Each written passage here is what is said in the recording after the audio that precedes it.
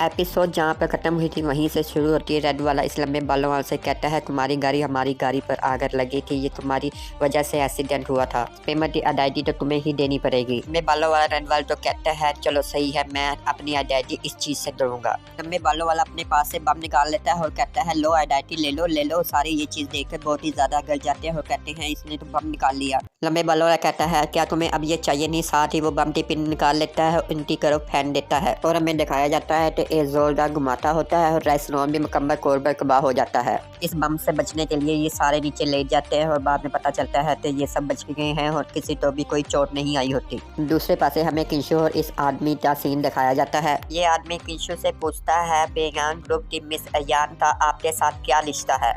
ये आदमी किंशु तो कहता है जो बयान ग्रुप की मिस यानर है उसने मेरे कारोबार में मेरी बहुत ज़्यादा मदद की है, इसलिए मैंने वादा किया है कि मैंने उनके कारोबार तो हांगकांग के जजीरे में और ज़्यादा फैलाऊंगा और मैं इस कारोबार तो फैलाने की वजह से उनसे कोई भी मुआवजा नहीं लूँगा। इसके अलावा इसने मुझे एक आदमी की तस्वीर दी और हांगकांग के जजीरे पर इस आदमी को तलाश करने के लिए मुझे कहा कि आप इस आदमी को ढूंढने में मेरी मदद करें। ये आदमी किंशु तो कहता है कि जो तस्वीर उसने मुझे दी थी उसकी शक्ल आपसे बहुत ज़्यादा मिलती थी और उसका नाम कैन जैल था। किंशु इस आदमी से कहता है कि आपकी सलाहियत है, लेकिन आप कैसे हांगकांग के जजीरे पर ऐसे कारोबार तो बढ़ा सकते हैं और ऐसे कैसे हो सकता है कि हांगकांग के जजीरे पर थे उस कारोबार पर कोई भी पाबंदी न लगे। किंशु कहता है ये सच है कि गोयाना ने आपकी मदद की थी, लेकिन आप हांगकांग के जजीरे पर कारोबार की देखभाल कर सकते हैं और इस कारण का मटेरियल आप इस्तेमाल कर सकते हैं। मुझे लगता है कि यानल के पास कुछ ऐसा है जिसने आप तो बहुत ज्यादा डराया है। ये आदमी किंशु की बात सुनकर बहुत ही ज्यादा चौंक जाता है। किंशु अपनी सीट से उठते हुए इस आदमी को कहता है आप अभी भी उस सीट पर बैठ सकते हैं, आपकी सीट कोई भी नहीं लेगा और आप जिस तरीके से कारोबार चलाया हुआ है आप उसी तरीके से कारोबार चलाते रहें, लेकिन अपने सामने हर चीज का आप इकराम करें। किंशु इस आदमी तो कहता है कि मुझे डर है कि आपकी जल्दबाजी आप तो मार सकती है। इस चीज का अच्छी तरह से ध्यान करें, मेरे बारे में या यानर या बयान ग्रुप के किसी भी आदमी के बारे में आप मालूमात हासिल करने के बारे में बिल्कुल भी ना सोचें। ये आदमी किंशु की ऐसी बात सुनकर बहुत ही ज़्यादा हैरान हो जाता है।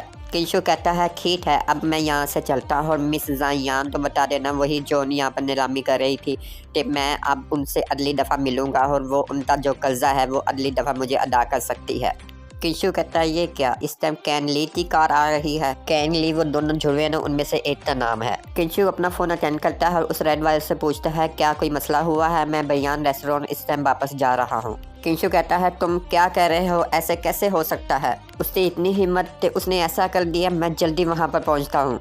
किंशु बड़ी स्पीड से वहाँ से भागता है और किसी बंदे से टकराता है। बंदा इसे कहता है केयरफुल सर आप तो चोट लग सकती है। किंशु इस आदमी से पूछता है मुझे जल्दी से ये बताओ कि मैं इस बिल्डिंग की छत पर कैसे जा सकता हूँ। ये आदमी किंशु तो कहता है कि आप सीधा चले जाएं, सामने देख आएगा गेट को जैसे ही पार करेंगे तो आप छत पर पहुँच जाएंगे। किंशु वहाँ से बड़ी स्पीड से भागता हुआ चला जाता है। ये आदमी कहता है कि मुझे ये किंशु कोई ईजी नहीं लगता, इससे बारे में मुझे कुछ तो अजीब लगता है और मुझे इससे बहुत ज़्यादा केयरफुली रहना होगा। हमें दूसरे पासे का सीन दिखाया जाता है। प्रेसिडेंट बहुत ही ज़्यादा गुस्से में होता है और ये दोनों भाई इसको पकड़े होते हैं और ये प्रेसिडेंट कहता है मुझे जाने दो, मैं इसे जान से मार दूंगा। इसकी आखिरकार हिम्मत कैसे हुई ऐसा करने की। रेड वाला इस प्रेसिडेंट से कहता है आप ज़रा परसकून हो जाए, मास्टर यहाँ पर जल्दी ही पहुँच जाएंगे, इस मसले तो वो खुद ही आकर हल करेंगे। लंबे बालों वाला कहता है प्लीज़ हमें मत मारें, ये हमारे से एक छोटी सी गलती हो गई है, हम आइंदा ये काम नहीं करेंगे, प्लीज़ हमें माफ़ कर दें।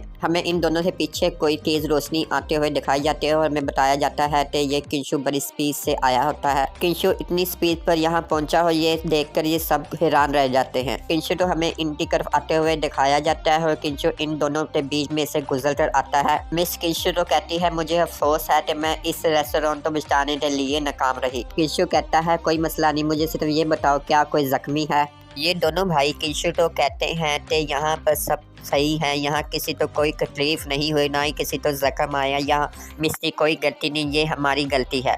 पिंक वाला किंशु तो कहता है कि इस जगह की जिम्मेदारी हम पर थी, लेकिन मैंने इनको कम समझा और मुझे उम्मीद नहीं थी कि इससे पास ये ग्रेनेड निकलेगा। किंशु इन दोनों भाइयों से कहता है कि मेरे लिए बस यही अच्छा है कि तुम दोनों ठीक हो। किशु इन दोनों भाइयों से कहता है ये आप लोगों की गलती नहीं है, आपकी पावर अभी इस मकाम तक नहीं पहुंची कि आप इन सब चीज़ों को रोक सकें। मुझे बस इस चीज़ का अफसोस है कि ये जो सामने बोर्ड तबाह हुआ है इस पर जो लिखा हुआ था वो यानर ने लिखा था। इस चीज़ पर मुझे बहुत ही ज़्यादा गुस्सा है कि अब ये बर्बाद हो चुका है।